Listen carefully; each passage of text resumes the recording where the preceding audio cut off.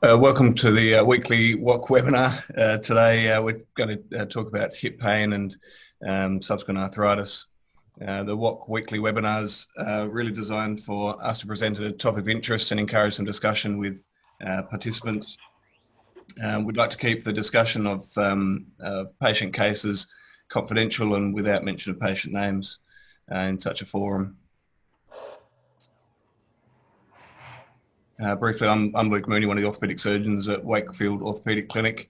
Having trained in Adelaide, Perth and overseas, I have an area of interest of hip, knee and shoulder pathology and consult in city and rural areas.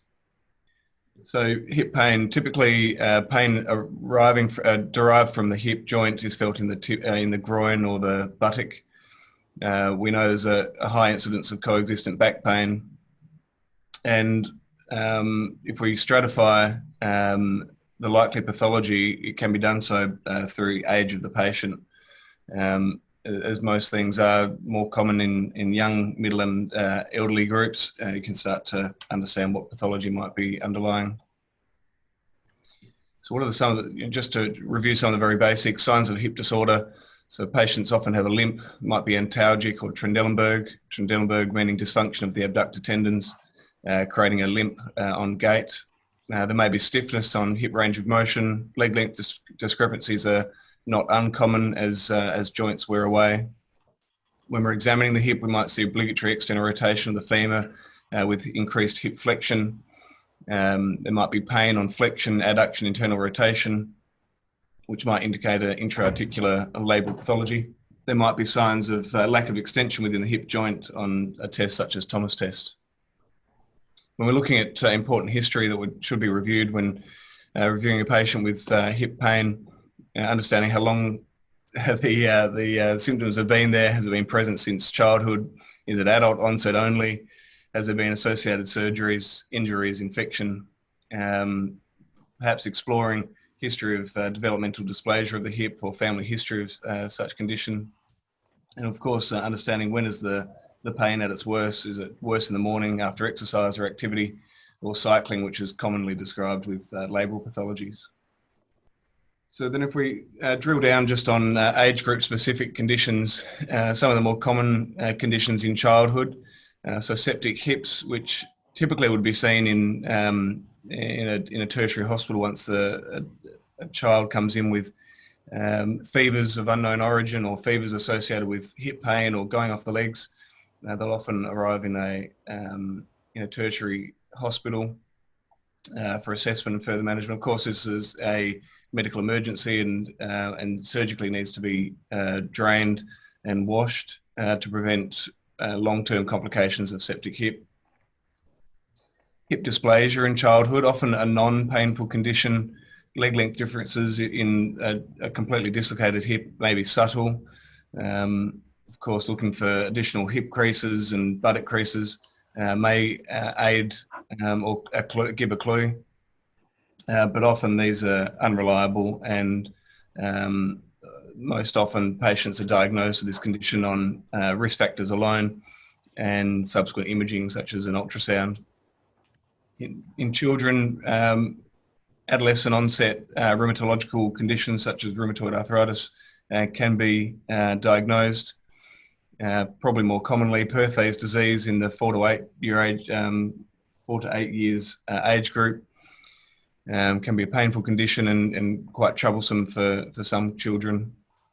And then in the older group, slipped femoral capital epiphysis, which is it can have quite long-lasting effects with deformity to the femoral head and neck, and is known to be a precursor to hip arthritis if left untreated. And certainly at the time, a risk of avascular necrosis of the femoral head. In the slightly older group, in the young adulthood group, where previously there was no problems prior, you might see patients with labral pathology giving pain in the groin.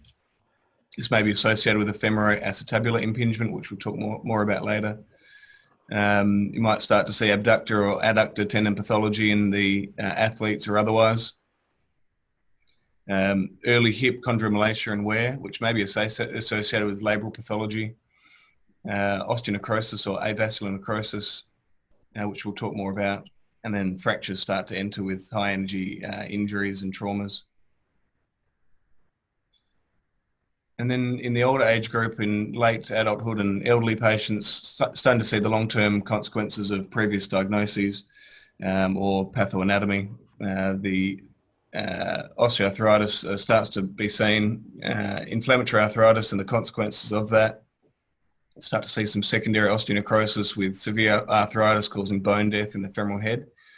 So not a true avascular or osteonecrosis, but it can be can demonstrate advanced collapse and changes to the hip joint itself. Some patients have septic arthritis in this age group, less common, but may be present, particularly if they've already had a hip replacement. Abductor tendonitis or trochanteric bursitis. I mean, we sort of feel like every ultrasound of the hip comes back with trochanteric bursitis of some degree. It's a bit like the shoulder. Really, this pathology is more about the gluteal tendons and tendonitis and partial or full thickness tearing of the abductor tendons. It can be a really tricky thing to manage, often in patients who are overweight and have poor physical capabilities. We also see hamstring pathology, can be in the younger age group as well, with frank tearing or tendonitis. Frank tearing with a rupture of all four tendons. It's best probably repaired unless the patient's not a good surgical candidate. And then some other related hip pathologies like symphysis pubis pathology, and of course increasing incidence of fractured neck of femur, or certainly increasing numbers of fractured neck of femurs seen through all of our hospitals now. So just to drill down on some of the conditions mentioned, in the young adult, we start to see femoroacetabular impingement, which is really a condition affecting hip joints due to the shape or morphology of the hip joint. And it can be due to over-coverage on the acetabular side, as you can see on the diagram on the left, which causes over-containment of the femoral head. And as the head and neck move within the socket, it can cause impingement on the rim of the acetabulum, and that can cause pinching of the labrum and tearing. You can also have a deformity of the femur, as you can see on the right side, which is a cam deformity. And as the hip comes into flexion and internal rotation, that bump can impinge on the anterior superior labrum and cause tearing and degeneration there. Or you can have a combined deformity on both the acetabular and femoral sides. This can be painful. It's most commonly seen or most commonly reported in activities of flexion. So cycling is a common activity where pain is encountered.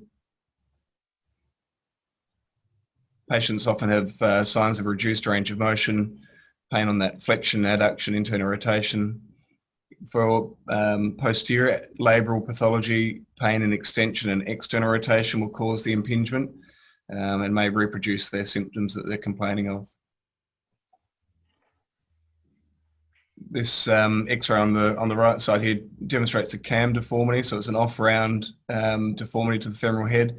If you draw a circle around the femoral head, it would arc in before that bump occurred, and so that's a sign that the femoral head is off-round and is going to cause impingement. And similarly, this is an MRI scan, T1 or equivalent here. And there's some low signal within the labrum, and then more easily seen on the T2 or equivalent here with labral tearing in the anterior aspect.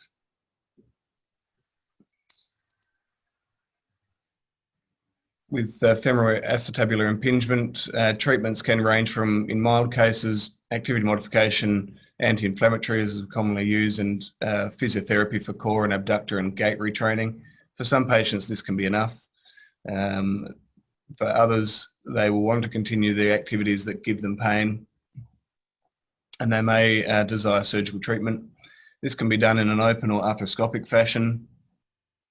The open surgery requires hip dislocation and debridement of the femoral head and repair of the labrum, which is quite an invasive procedure. It does come with some risk. If not done properly, it can cause bone death to the femoral head. The alternative would be hip arthroscopy, and these are image intensification from theatre images showing the instruments going into the hip joint to work on debriding that labrum, debriding that cam deformity. And then as the hip is debrided, you can take the traction off and put the hip through range of motion to ensure there's no further impingement whilst you're watching on the arthroscopy. Typically, this procedure does well in patients in early stages of their disease. They do best when they're younger than 30. The grey zone's in their 30s to 40s, and beyond 50, we would expect to start to see the long-term consequences of FAI, such as hip arthritis and chondral pathology. And we know that, unfortunately, hip arthroscopy doesn't do very well once arthritis is established within the joint. Ultimately, we think that FAI does lead to arthritis, and if symptoms are severe enough and the patient's suitable, then joint replacement may be needed. Another interesting condition of the hip, femoral head osteonecrosis, or AVN. This is cell death at the femoral head. Affects the bone in the subchondral plate and below, and this leaves poorly supported cartilage at the femoral head. The head becomes off-round as the bone collapses, and this can cause degeneration within the joint and ultimately lead to arthritis. Many causes are known for femoral head osteonecrosis. The mnemonic, as it grips 3 C's, is a memory aid, and we'll talk about a few of those causes. Most commonly, the most common cause will be alcohol and steroids. Idiopathic is still seen when no other causes can be traced. Some other interesting background for a patient, whether they've had chemotherapy, radiation, and inflammatory conditions, are probably the 3 other most common associated conditions with AVN. The X-rays on the right, we can see some sclerosis in the femoral head and areas of cystic change. We can start to see some collapse, and this is called a crescent sign. So as the head starts to go from sclerotic with perhaps some cystic change but no collapse into a collapsed state, really we go from having treatment options of hip salvage and support to then requiring joint replacement. The most important thing would be to reverse or remove any of the causative factors if at all possible. Treatments for the early stages of pain relief, or for any stage pain relief. In the early stages, we can use bisphosphonates. Some very limited evidence that this might be of benefit to preventing further collapse and to particularly improving symptoms. In the pre-collapse phase, we can use trephination, which is aimed to revascularize the subchondral bone and therefore support the cartilage before it collapses further into arthritis. At the end stage of AVN, arthroplasty is required. And unfortunately, patients with this condition have higher rates of complications such as infection and dislocation with their joint replacement. So they have to be properly educated and consented for this. Of course, as we get further on into life, arthritis is much more common. Having suffered any of those conditions we've discussed prior, or just through genetics or the effect of wear in life, hip degeneration occurs, which is characterised by loss of the cartilage within the joint. It affects all surfaces and aspects of the hip joint, including the cartilage, the bone, and the synovium, and changes the viscosity of the synovial fluid. This further promotes damage within the hip joint. The pain associated with arthritis can be a waxing and waning feature, and may not be consistent with the imaging that we see. So some patients have severe looking X-rays but are managing quite well. And this set of X-rays on the right of the screen shows a patient in his 50s who has had previously a slipped upper femoral capital epiphysis pinned with 2 pins as a child. So in his adolescence, he had a similar pathology on his right hip, and as you can see, it's had a right hip replacement already. And he was putting up with that severely arthritic hip for a long time until he came to a hip replacement recently. So what's going to make hip arthritis better, and really the same for any arthritis, the evidence for it is really 4 things that can benefit patients with arthritis. We often use Panadol Osteo or Panadols as a first-line treatment. Anti-inflammatories, either oral or topical, have good evidence of supporting patients with their symptoms. Do need to be used cautiously in those with risk factors of renal disease or gastrointestinal disease. Strengthening programs, and the GLAD program, the Good Living with Arthritis from Denmark program, is evidence-based to improve pain and function in patients with arthritis. And this should be tried at some stage in the patient journey. Of course, we talk about reducing load and modifying activities, weight loss where appropriate, trying to achieve a healthy BMI range for the patient. Ultimately, hip arthritis, which is causing severe symptoms, would come to joint replacement at some stage. So hip replacement surgery, like any of the joints, is designed to resurface the hip joint. The 2 components, the acetabular and femoral side, are replaced. You can see the image at the top right is an uncemented hip replacement, the femoral component with a coating designed for bony on-growth as the hip replacement matures, and a similar coating on the acetabular component. These examples here are dual mobility, which are used in high-risk patients, but otherwise would use a normal articulation with a polyethylene liner and a femoral head. It's designed to offer near friction-free movement within the joint and to relieve pain and improve function in the patient. Typically, the surgery is performed either under general anaesthetic or local anaesthetic with spinal nerve blocks. The post-operative pain relief is assisted with further nerve blocks about the hip. The preference currently is for spinal block because it reduces the amount of opioids required for anaesthesia and gives good post-operative pain relief. We infiltrate the hip through all the tissues to improve the post-operative pain relief as well, which gives a good effect for the first 8 to 12 hours. The incision, either anterior or lateral, depending on the approach to the hip, is utilised, and a careful dissection down to the hip. We'll mention about the different approaches to the hip, which has become reasonably topical in recent months and years. Components are inserted, creating a stable hip throughout range of motion, and then the wound closed and layers of dissolving stitches. We'll use waterproof dressings, and this allows ice treatments for post-operative pain relief and swelling management. So the surgery can be performed in many different ways. Lots of marketing about it at the moment, particularly on either technique or approach. I mean, the aim of any of the techniques is to provide a hip replacement which allows full range of motion, recreating the normal hip anatomy and centre of rotation, and providing a stable hip. This can be produced with conventional instruments.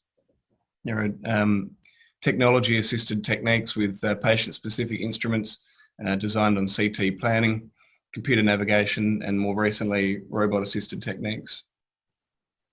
Even further into the media, there is discussion about multiple approaches to the hip. Currently, patients are really trying to find surgeons that do the approach that they would prefer. The most common procedure or most common approaches currently are still posterolateral and anterior. Anterior having gained rapid interest in the last 5 years. Early in that journey, there was evidence literature being delivered about the benefits of anterior hip replacement approaches. This seems less strong in more recent research, basically saying that there's no significant difference beyond 6 weeks. Our clinic offers surgery through all of the different approaches. They all have upsides and downsides, like anything in medicine or otherwise, with the direct lateral through the gluteal tendons or trochanter having a higher rate of abductor insufficiency and therefore Trendelenburg gait. The posterolateral approach has a slightly increased risk of dislocation, whereas a direct anterior approach has a higher risk of femoral fractures and component malposition. my discussion with patients are to find a surgeon that you trust and have that discussion with them around the pros and cons of any approach or technique and what it means to them in their particular situation, rather than trying to go for one approach or technique that fits all. So after the procedure, the patient typically spends 2 to 3 nights in hospital. We would mobilise them same day, standing and walking, aiming to get them ahead whilst their local anaesthetic is still in effect. All of the nerve blocks that we use are now muscle sparing to give pain relief without causing weakness, and this allows early mobilisation. The pain relief is given as required, and this is highly variable between each patient, but trying to minimise the amount of opiates that patients receive in hospital.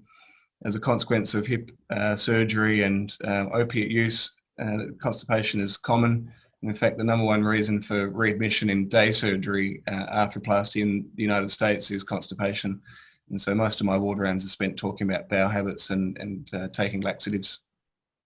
So physiotherapy is an important adjunct to the treatment, safely mobilising the patients and having them confident with their return home within a few days of surgery. Typically, patients are getting back to driving a car at 4 weeks, back to light work at 6 weeks, heavy work at 12 weeks, and then hopefully by 12 months getting to the point where they've forgotten they've had a hip replacement. And as a final condition in and around hips, which is common, abductor tears and trochanteric bursitis. It's common presentation, felt laterally over the hip and down the thigh. It's painful to lie on that side, may be associated with limps or Trendelenburg gait. X-rays might show enthesophytes on the greater trochanter. Ultrasound, which is common to find bursitis, may also show abductor tendon tearing. MRI is more sensitive and probably more specific for bursitis, tendinitis and tearing. I would talk to patients about activity modification and really encourage them to see physiotherapy for core-based strengthening abductor program. Many patients come in having already had ultrasound-guided corticosteroid injections, can relieve symptoms, and many patients swear by it, but we do know that there is a cumulative effect of multiple injections with more likely to have further tearing. Of course, there is some risk of infection, and there is some evidence that any joint that's been injected should avoid joint replacement within 6 to 12 months from that injection, as it does increase the risk of infection through that period. So that was it from me, Michael. I just wondered if there was any other questions or thoughts from the floor that might like to be brought up today. Thank you for the presentation. I have a question about one of my patients had a hip replacement in March, and then things went wrong and she had to have a correction in May. And now she's developed pain in her knee. Do you think that's related to that hip replacement? Because her knee was totally fine before the replacement, and on X-ray, there's nothing wrong with the knee. Yeah, if the hip is still irritable and sore, then that can generate that pain that usually is felt on the medial aspect of the thigh, radiating down to the medial aspect of the knee. Usually you can discover whether the knee has any symptoms just by putting it through its range of motion and testing the joint itself. And if there's no point tenderness across the joint line, they've got full range of motion and they're not irritable in the knee on non-knee movement, whereas moving the hip does reproduce their knee pain, then I think that's very likely that there's some associated pain in the knee from the hip pathology. Okay, thank you for that. She does have some effusion to the knee, and pain around the knee as well, but I just wondered.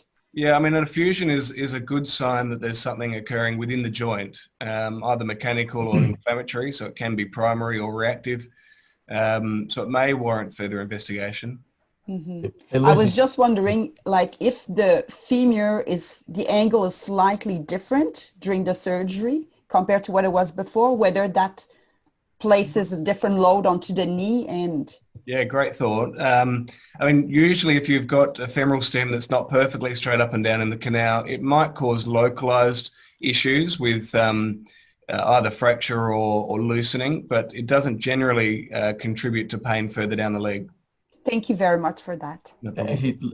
She wasn't under my care at that time. Yeah. So I can't tell you whether it was anterior or posterior approach. She had a fracture. So it wasn't because of bad arthritis. She had a hip fracture, which was repaired.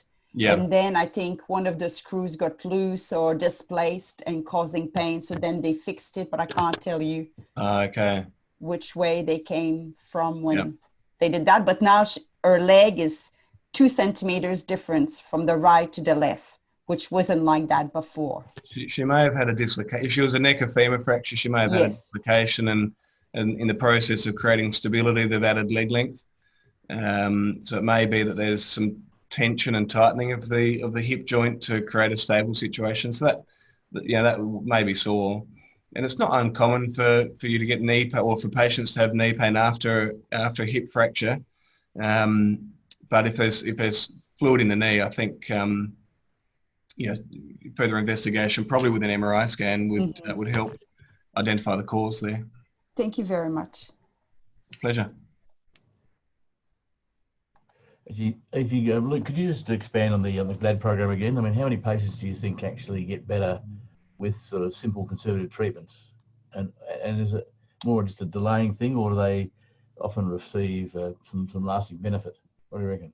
Well, the GLAD program is a very well stepped out, scheduled program designed for patients with hip and knee arthritis. Typically, it's 12 sessions over 6 weeks. So pretty intensive, a lot of group sessions and education, as well as exercise-based treatments as well. My feeling is I send all of my knee pain patients to the GLAD program because I think it does help. It probably delays surgery in 50% of my patients to beyond a year, and then there is a slow trickle back into the system after that where patients might require the knee replacement in any case. I've certainly had more benefit. I think my patients had more benefit with the knee pain program rather than the hip pain, but it is evidence-based. It's been shown to help patients with hip or knee arthritis. In the case they do come to surgery down the line, I find the patients have better awareness of their leg, their muscles, the way they use it, how they mobilize. So I actually think it helps them in the post-operative period if they do come to surgery in any case. So I've got a good relationship with a number of physio groups that offer it. The Wakefield Sports and Exercise Medicine Clinic does have it downstairs. There are multiple practices listed on the GLAD Australia website, so you can track physios in any area of the state actually who offer the program. So it's worth looking at. Yeah, certainly. I'm a strong believer in I guess prehab, and certainly if your quads are in pretty poor shape due to pain, you may not do that well after the knee replacement, because that's right. Clearly, that's an important part of mobilising if you control your knee. So absolutely. I think I would certainly be thinking that it makes a lot of sense. I reckon. Yeah. So I guess we're nearly close to time there, Luke. Unless I think we might call it for this week. Sorry about the delay in start for those that tried to log in earlier. We had a slight technical issue, but hopefully that's the last time we experienced that through the WOC week webinars. So thank you for joining us. But was this of use to you? What do you think? Yes, it was very useful. Thank you. I plan to attend them regularly. It's a good reminder of some conditions that I need to review, and also finding what's changed since I initially learned about these conditions. So thank you so much. Okay. Pleasure. Yeah, share the love. I'll mention it. Okay. Okay. Bye-bye. Lucy. Bye. Bye.